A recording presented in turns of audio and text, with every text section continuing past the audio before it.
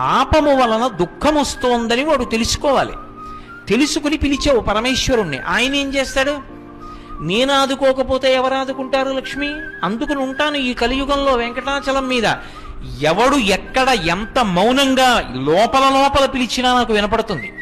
నేను వింటాను, వాణ్ణి ఉద్ధరిస్తాను ఆపదలోంచి. వాడు నా మొక్కు తీరుస్తాడు. ఆ డబ్బు పట్టుకొచ్చి నా హుండీలో వేస్తాడు. నేనేం చేస్తానో తెలుసా? పరమధర్మాత్ముడు నన్ను చూడకుండా ఉండలేక, నాన్నగారిని చూడకుండా ఉండలేక వచ్చినటువంటి కొడుకులా నన్ను చూడకుండా ఉండలేక వచ్చినటువంటి వాడు ఉంటాడే, వాడు వేసినటువంటి ద్రవ్యంలో అటువంటి పరమ ధర్మాత్ములైన వారు వేసిన డబ్బుని తీసుకుని జేబులో పెట్టుకుంటాను ఖర్చుకి. ఇలా హుండీలో చెయ్యి పెట్టి పట్టుకుంటాను లక్ష్మి.